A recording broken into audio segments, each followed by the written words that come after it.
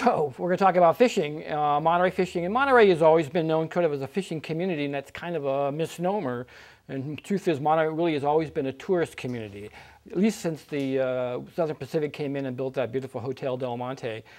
In fact, it was really tourism that really drove the Monterey commercial fishing industry by bringing certain technologies and certain ideas to the whole fishing thing. In fact, if you go back and look at early 19th century, 1880s or so, Monterey fishermen all tended to fish the same way. They fished with gill nets, which is the type of net you'll stretch across your boat. The fish will swim into the net, get caught by their gills, hence the name gill net, which was, not a most effective way to catch salmon out on the Monterey Bay. So these guys weren't making a lot of money. So in order to make ends meet, they would, no pun intended, hook themselves up to the tourists that were now coming to the Hotel Del Monte, and they would take them out on their boats and act as fishing guides, something they would do in Europe, and show them the good places to fish for salmon. These tourist fishermen, these sport fishermen, had the newest in technology, and they were fishing salmon with trolling lines, which is a line with a lot of hooks on it, which is a really effective way to catch salmon in the Monterey Bay. So our Monterey fishermen said, well, heck, we can do that. So they switched to this new technology, and you can see in the salmon landing records of that time that in 1893 they caught 5,000 pounds worth of salmon. Then they switched to this new technology, and in 1895 they caught 90,000 pounds worth of salmon. So it was just a dramatic change, which of course caught the interest of other folks to start coming into the Monterey Bay. In particular, a man by the name of F.E. Booth. F.E. Booth was in the salmon business up along the Sacramento River. And in those days, salmon wasn't doing too well. There was a depression going on in this country. They weren't making a lot of money. They heard of these big, large salmon landings that were going on in Monterey, and so they sort of formed this co-op called the Sacramento River Packers Association, and they sent Mr. Booth down here to check it out. He came down and goes, oh, this is great, but he couldn't get contracts with then the newly arrived Japanese fishermen who started coming into Monterey around 1895. So he backed off a little bit, and he built a little shed up near the Monterey Wharf, and he began to experiment with the large sardines that were coming into the bay in the middle summer months. And he eventually got the contracts with those Japanese fishermen and was able to begin to bring in salmon. In between that time, the city of Monterey leased a piece of property adjacent to the Monterey Wharf to a guy named H.R. Robbins. And I've seen his lease, and it says on the copy of his lease, for the purposes of sardine cannery, reduction plant, and dance hall. Needless to say that Mr. Robbins was not a great businessman. Booth bought him out in 1903, took over that cannery, began to can salmon, and then began to process sardine as a small secondary fishery. Salmon was king here, and it was till about 1915. And it was Japanese fishermen who did that. To give you an idea of how large it was, in 1909, at the end of the salmon season, the Monterey Daily Cypress, which was the local newspaper at that time, reported at the end of the salmon season, and the salmon season lasted 3 months, May 15th to August 15th, reported there were 185 salmon boats working the Monterey Bay, 145 were Japanese-owned, catching an average of 1 million pounds of king salmon out on that bay. Where was it going? Most of it was going to Europe, mainly to Germany. That was the big market. In those days, the sardines that we were eating in this country were coming from Europe, coming primarily from France. France was the big sardine producer at the turn of the last century, also coming from England. What happened in the world in 1914? World War I. And it cut off all that salmon going to Europe and all those sardines coming from Europe. So they just switched, and they began to heavily fish sardine along the west coast. There were sardine canneries on the east coast in New York and Maine, but they couldn't fish because there were German submarines out in the Atlantic. And so they really relied on California, and in particular on Monterey. So let's talk about sardines. So F.E. Booth, who came here on 1897, is known as the grandfather of the modern sardine fishery. Booth came from the Sacramento River, Pittsburgh, California, where he had a salmon processing plant.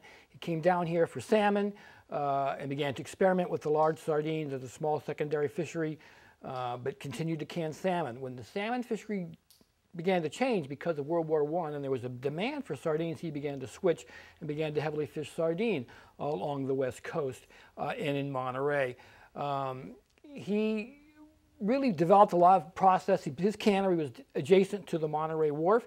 The sardine fishery was the largest fishery of a single fish in the United States. It's sort of what Monterey is famous for, I guess, is sardines, but it's a fishery that only lasted about 35 years or so, between 1915 and 1950. When Booth first began to can sardines at the turn of the last century, he brought a guy named Knut Hovden. Knut Hovden was worked from Norway. He was had some health issues. In fact, I ran into Hovden's great niece a few years ago, and she was in California doing research about her uncle. And all of us who've done research in this story, have all been told that Hovden came to California to the United States because he had some health issues, and so he had to get out of Norway, and that's why he ended up in California. Well, she said that's not exactly true. What she told us was that actually he had a small cannery in a little town in Norway. And one day, the cannery caught on fire and burned the cannery down and then burned the entire town down. And so he left Norway rather quickly and ended up in the United States and eventually ended up in California, in San Francisco, where he was hired by Booth to come down and manage his cannery here in Monterey. In those early days of the sardine fishery, everything was done by hand. So they would hand catch them in the nets, they would put them in these baskets, they'd hand carry them up to the cannery, they'd put them on these big drying racks to dry, they'd walk them through the cannery to the point where they were actually hand soldering every can. It was a very slow process. So Hovden brought in new technology. So he brought in sealing machines, he brought in canning machines, and then he had this great idea of putting floating pens out into the Monterey Harbor. The idea being the fishermen could go up and put their sardines into these floating harbors. Actually, a technology they use in Japan to this day. But the idea was that they would stay fresh in the floating pens. Well, you can imagine Monterey Bay at that time with all the seals and sea lions and pelicans, and these guys are fighting their way out there to get to those fresh sardines. That only lasted one season. In fact, there's a great description of those from a woman named Isabel Meadows, who was working with she was a Rumsian woman who was working with a linguist named John P. Harrington, and who worked for the Smithsonian, and she told Harrington that she remembers those pens. She said after church, everybody would go down to the wharf to watch the wheel of sardines. I just love that image. So Hovden brought a lot of new technology into the cannery to speed up the process of how these sardines would be processed. Eventually, Hovden broke away from Booth in 1916. The war was going on in Europe. He knew there was money to be made here. And also, Hovden was really, really interested in getting into this idea of reduction. That's where the real money was. The Monterey sardine was never a popular sardine to eat. People thought it was too oily. When we think of sardines, we all tend to think of those little silvery fish. The fact is, almost every small silvery fish is referred to as a sardine. What they catch in Monterey and California is known as a pilchard, and they're pretty big. And so when Booth first began to can them, he initially marketed them as soused Monterey mackerel. But even in those days, there had to be truth in advertising, and the government cracked down and said, you can't do that. You have to call these sardines. And so they initially marketed the Monterey sardines to the African-American communities as salmon sardines, and marketed them to the Jewish communities as herring sardines. They tried a variety of different things to sell these fish because they just weren't that popular. They used to produce these beautiful little recipe books that you could go down to the cannery and they'd give it to you, they'd mail it to you. It has all these wonderful recipes for different sardines, like sardine sandwiches, sardine rarebit, sardine balls. One of my favorites was a sardine jello salad that was made with lime jello, chili sauce, and sardines, which I've actually made. This is actually not that bad. So they tried a variety of different things to sell. The sardine fishery, as it began to develop, and they began to build canneries along the Monterey waterfront. They had plans to build all these big canneries all along the Monterey waterfront. The folks at the Hotel Del Monte were very, very unhappy with this idea because they thought if you had a sardine cannery, the tourists weren't going to come. In those early days, they used to just dump the offal of the sardines out into the bay. And then the currents, being what they are here, would just push the offal to that side of the bay where the hotel is. The hotel had a beautiful bathhouse out on the water. It was an indoor swimming pool. Actually, there were 3 pools in that bathhouse. And it was a saltwater pool, which they would drain and fill up every day. So it wasn't that uncommon when they would fill it back up that all these sardine guts would fill up into the pool. So they were sure that the tourists wouldn't be real happy with this. So they actually passed petitions around to stop the sardine fishery from even developing in Monterey. But again, the city said, no, there's money to be made here. And so they compromised. They said, all right, all you canneries can go way down there at the end of Ocean View Boulevard where nobody goes, except for Mr. Booth, who was already next to the wharf. And that's how Cannery Row became Cannery Row, because nobody went down there.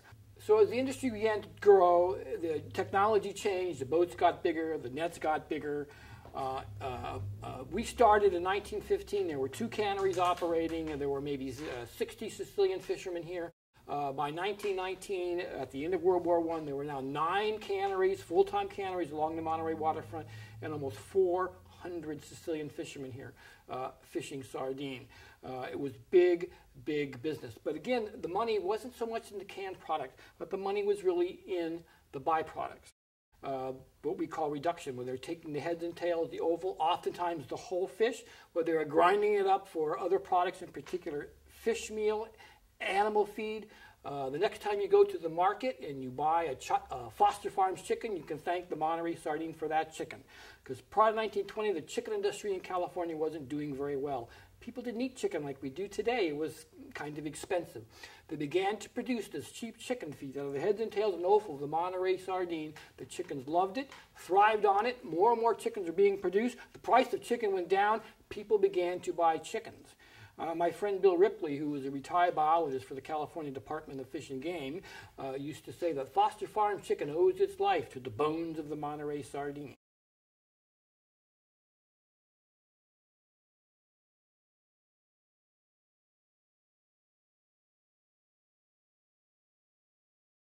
So in 1882, the United States Congress passed the Chinese Exclusion Act, essentially meaning that Chinese laborers are no longer allowed to immigrate into the United States. But what that did was it opened the doors for other immigrant groups to start coming into California and the United States in very large numbers. In particular, the Japanese started coming here in big numbers. And all that's because of one particular gentleman by the name of Otosaburo Noda. Noda was one of those guys. He eventually settled in Watsonville, then got a job working for the land arm of the Southern Pacific Railroad, the Pacific Improvement Company. He was working as a lumberjack. And he was in a tree one day over by the Monterey Wharf, and he looked down into the harbor, and he saw all of this abalone down there. So much abalone, he actually described it in a letter as being a carpet of abalone. And nobody was doing anything with it. And the reason that nobody was doing anything with it here was because nobody knew what to do with it. I mean, you know, unless you prepare abalone properly, it's kind of like eating a rubber boot. The Japanese had been dealing with abalone for centuries. They knew what to do. So Noda-san writes a letter back to the Japanese government and he says, hey, there's all this abalone here. Nobody wants it.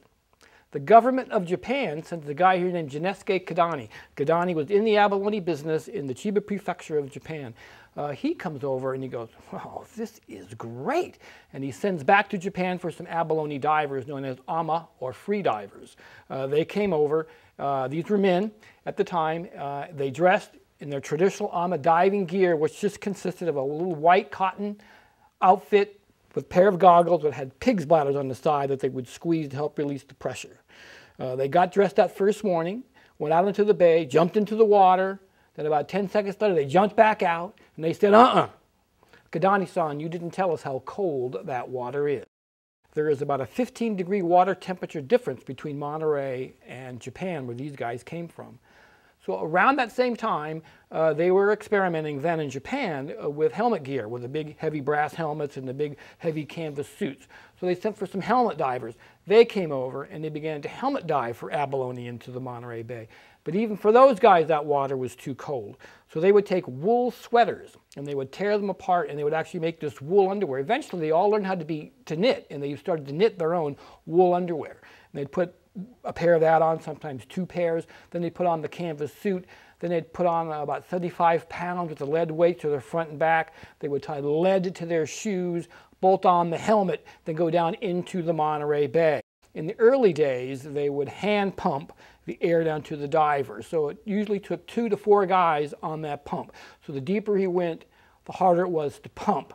they would usually go down between 20 and 30 feet. At that level, they could stay down there all day collecting abalone. And then in the 1920s, they put air compressors on the boat. Then they could pump the air down to the diver with a motor, and then he's going down 30, 40, 50, in some cases as deep as 100 feet into the Monterey Bay. But at that level, they couldn't stay down there very long, so they'd work their way up very slowly up to that 30-foot level. So what were they doing with all this abalone? Well, they were drying it and shipping it back to Japan, shipping it to China, and also shipping it to Australia, where there was a large Chinese and Japanese community that would buy it. Finally, after a few years of watching all this dried abalone leaving the Monterey harbor, some guy on the Monterey wharf said, well, gall darn it, that's our abalone. Although they didn't really want it. It was just sort of the principle of the thing, I guess. And so they actually passed these petitions around to try to stop the Japanese from diving for abalone in the Monterey Bay. But the city of Monterey knew there was money to be made here, so they said, all right, you can go, you can't go any further north of the Carmel River. And they also put a little fee to how much they could take, which was fine because they were going further south for it anyway because they now had the gear to do that. And then in 1913, the state of California actually outlawed the Japanese from exporting abalone out of California. I mean, that was their business. What were they going to do? In 1906, a German restaurateur by the name of Pop Ernest Dolter opened a small restaurant on Alvarado Street. Pop Dolter was a very important guy, kind of gets neglected a lot. Pop Dolter was fascinated with this abalone thing, and he couldn't figure out why nobody was eating it around here. So he brought it into his restaurant, experimented with it. He's the guy that came up with that famous recipe where you slice the foot, because when you eat abalone, that's what you're eating is the foot, pound it to make it nice and soft, and then running it through egg wash, cracker crumbs, and cooking it up quickly in olive oil. Pop made fresh abalone famous, and soon people were coming from all over to eat fresh abalone in his restaurant. In particular, all these bohemians that were now living in Carmel, like George Sterling and folks like that. And they would write poems and leave songs in his guest books, like, some folks boast the quail on toast because they think it's Tony, but I'm content to owe my rent and live on abalone. George Sterling wrote that in his guest book in 1913. Also in 1913, the city of Monterey raised Pop's liquor license fee. So he said, the heck with you, I'm going to leave. And he packed up his restaurant and he moved to San Francisco. Got a job working for a restaurant called the Hofbrauer, which was on the corner of Market and 4th Street in the Pacific Building, which is still standing today. In 1915, the Panama Pacific Exposition came to San Francisco. It was the World's Fair that was honoring the opening of the Panama Canal. It was a huge deal. It went less than a year, February to December of 1915. But one of the palaces, they had all these buildings called palaces, one of them was the Palace of Fine Foods. And in that palace was the Point Lobos Abalone Company and Pop Ernest serving fresh abalone to the world. And soon everybody wanted it. Also in that same building was F.E. Booth's sardine cannery. And he was producing and giving out samples of fresh Monterey sardines to the world. And soon they were buying Monterey sardines all across the country, all because of this World's Fair in San Francisco. But abalone became, soon everybody wanted it. He was moving people down to the Hofbrauer where they were serving fresh abalone dinners, and he was getting the abalone from Monterey. It was coming up by train. He would complain oftentimes because the train would be late and it wouldn't get there in time. It wouldn't be fresh. He finally came back to Monterey in 1918, lived at Point Lobos, and worked as a broker for the company out there selling abalone to restaurants and hotels all over California. He helped them develop a process to can fresh abalone, and they were selling it all over the United States, actually all over the world. Then in 1919, Pop opened his own restaurant at the foot of the Monterey Wharf. It was the first restaurant on the Monterey Wharf, and he became known as the Abalone King. And he would serve abalone, abalone steaks, abalone, he had an abalone stew that he would serve in the abalone shell, and he'd fill up the holes of the shell with lead. And the restaurant became very, very popular. Pop employed a lot of Japanese workers, some working as chefs in his restaurant. He also had his own abalone dive boat where he was taking, where he got to get his own abalone for his restaurant and other places because he was still working as a broker. And then, of course, Joe Mora and Armin Hansen, a number of the Monterey artist community would also spend time in Pop's restaurant. And Joe Mora and Armin Hansen together designed a menu for Pop's restaurant for free abalone dinners. And also for free basking shark hunts, which is a whole other story that Pop used to do out there. So all this started with Noda, and Noda also brought other fishermen in from the Wakayama prefecture in Japan to begin to fish for salmon out in the bay. And he set the first Japanese colony in Monterey down along what we now call Cannery Row. And these guys would come in to fish for salmon. He built the first cannery on Cannery Row, was Noda's cannery down there. He finally sold out in the early turn of the 20th century and moved to San Francisco. But all this was because of him. He was very, very important to bring in the Japanese community into the Monterey area. And the Japanese community, for the most part, is still very active here in Monterey. A lot of them can trace their descendants back to those guys who were coming here at the turn of the century. Not so much the abalone guys, because that was a whole different story. So the abalone divers that were coming here from the Chiba prefecture. They're coming here to dive abalone, and then they would return to Japan. And for the most part, they all did, with the exception of just a couple of them. Kadanis was one of them, and also the Watanabe family was another one that stayed here. But there's still one diver still living in Monterey. He's the only Nisei diver, the only one born here in Monterey, or born in California. Roy Hattori, who just lives a few blocks up from the Monterey Bay Aquarium. He just turned 92. And when I asked Roy how he learned how to be an abalone diver, he told me that when he was a young man, he was still a student at Monterey High School. His father wanted to get into the abalone business because he had a lot of debts to pay, and he thought it would be a good way to make some money, but he had no real experience in this business. But he borrowed some equipment, and he took Roy in a little boat right in the middle of the Monterey Harbor, and he dressed him up in the wool underwear, and he put on the canvas suit, and he attached the 75 pounds with the lead weights to his front and back. He tied lead to his shoes. He bolted on the helmet.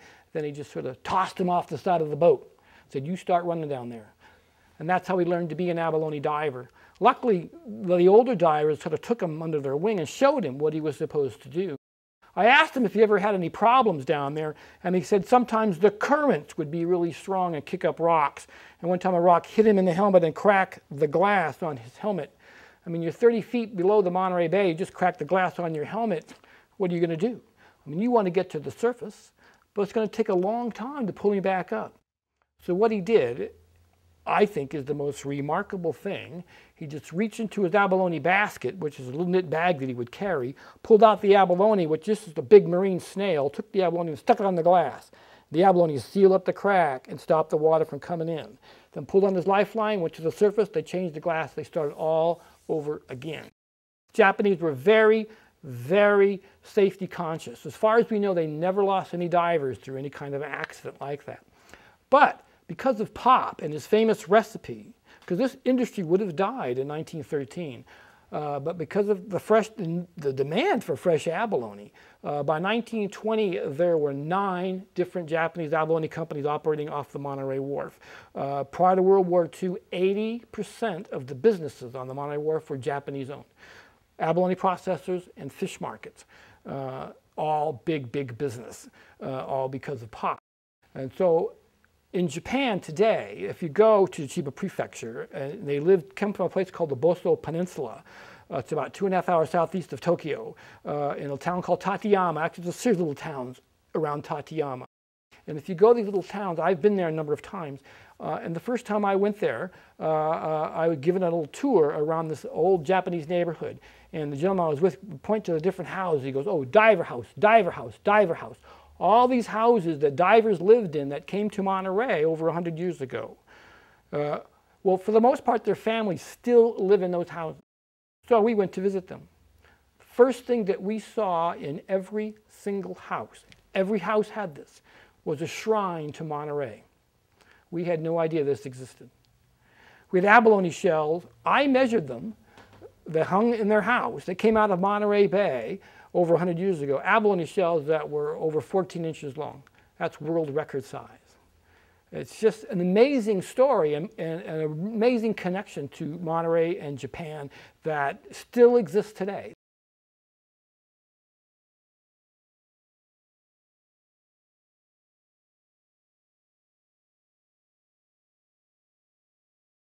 The sardine fishery was huge. Everybody that lived in Monterey had some kind of connection to it, one way or another. At its height, there were 19 canneries operating, employing hundreds of people. Most of the workers in those canneries were female. Most of the workers lived in what we now call New Monterey. They would go to work when the boats came in. The sardines were fished at night. And so the boats would come in at 3, 4, 5 o'clock in the morning. Every cannery had its own method to get its workers down to the cannery. They all had whistles. Each one had its own tone. And they would blow that whistle. And as soon as you heard your whistle, you would drop whatever you were doing. Usually you were sleeping. And you'd go down the hill to work. Now, if you had small children, hopefully you had an elderly parent that didn't work in the canneries, or a neighbor that could come in and watch your kids. Otherwise, your kids fended for themselves. Then you would go down and you would work 10, 12, sometimes 15 hours a day, 6 days a week. You didn't go home until you put all that fish up, because there was no refrigeration in those canneries, and there was no union in those canneries for those workers until 1938. And so they could work those guys. In fact, there was a worker, a woman named Dorothy Wheeler, who worked at Hovden's cannery. She went there in 1936, before the union came in. And I've seen her time card. You can see on her time card that she worked. They wrote on her time card in ink for 5 days, 8 hours. Well, we know she worked more than that. And then she worked a 6th day, which they wrote in pencil. And you can see where they erased it when they did that. Finally, the unions came in 1938. It was the AFL that came in and unionized all these workers, which changed a lot of the conditions, but they still worked those 6-hour, 10-hour days. And then the next year, in 1939, the CIO came in and tried to unionize these workers, which then was a separate union. And these guys were very leery of the CIO. The CIO was then considered a sort of radical union, almost a communist union. So the cannery owners said, anybody who signs that CIO, we're not going to hire you. Well, a lot of workers signed to work for the CIO. So about 2 weeks before Christmas, 1939, the CIO workers sent their kids on a strike. They walked from downtown Monterey all the way to Cannon Road carrying these big signs that said, Santa Claus can't come to my house because Daddy works for the CIO. Eventually, the two unions merged, and they became one.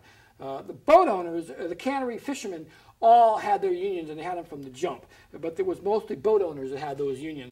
And they began to go on strike beginning about 1920, sort of an annual thing for higher prices. When they went on strike, the crew members were sort of left out in the cold. These strikes could last for several weeks. So if you're not fishing, you're not making any money. You're not making any money, you can't pay your rent, you can't feed your kids, you're really in trouble. So finally, in 1925, these crew members formed their own union, the Monterey Fishermen's Protective Union. It was formed November 27, 1925. Then on November 28, 1925, they were all fired by the boat owners for forming their own union. We don't need you. We'll just bring in these bigger sardine boats. It doesn't take as many crew members. And Newt Hovden, Hovden's cannery, says, well, I'll just send out my cannery workers. Anybody can go out there and do that. Well, after 6 weeks of seasick cannery workers, they settled that strike. Those guys had their own union, and they proudly carried the banner, which now is in the MHAA collection. They carried this beautiful banner in every one of those Santa Rosalia parades. And Fish and Game, by the way, is another story that's not told and really needs to be. Those guys are really sort of the heroes here. Fish and Game biologists, they first came to Monterey around 1919 because of the rapid growth of the Monterey sardine fishery. They opened their first offices at Hopkins Marine Station, and they would go into the canneries every morning. They would meet the fishermen, and they would keep what they called interview cards, where they would mark on the card how much fish they caught, where they caught it. They would then also take samples of these fish back to their labs, where they would sex them and weigh them and measure them. Then they would take those back into the canneries. Because of this work, they were able to finally establish a season in 1929. Prior to that, there was no sardine season. They could just fish sardines whenever they came into the bay. But because of this, they were able to say, well, we need to have a season. So Monterey sardine season started August 1st and went to February 15th. In Southern California, where there was also a large sardine fishery, it started in October and then went all the way into March. Also because of that same work, in 1930, at the annual Sardine Conference, which was a conference held every year of fishermen, scientists, and cannery owners, two biologists for the California Department of Fish and Game, the Schofield brothers, presented a paper that said, unless you guys slow down and take smaller catches, this fishery is going to collapse in 20 years. But nobody paid attention.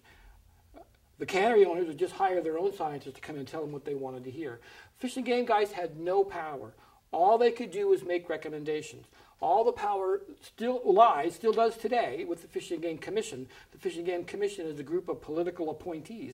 In 1930, there were mostly men, mostly businessmen. In some cases, businessmen who'd never even seen the ocean before. So they're going to naturally sympathize more with these cannery owners. And so the cannery owners pretty much led to do what they wanted to. In 1936, Fish and Game developed a program where they began to tag sardines. It was actually run by a woman named Frances Clark, who was the fish and game biologist.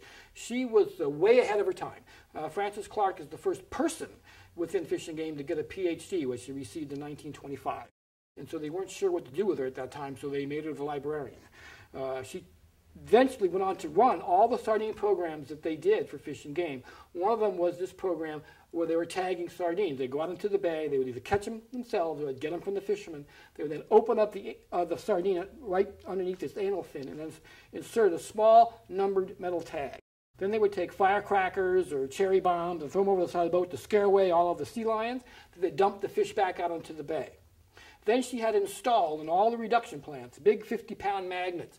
Then once a week or so, this Fish and Game guy would go in and collect all the stuff that came up off this magnet. My friend Bill Ripley was, when he first worked for Fish and Game in 1939, that was his job. I said, Rip, what kind of stuff would you get? He said, I get this bucket full of nails and screws and old pieces of track and tools and all kinds of things to find these little numbered metal tags, which they eventually found.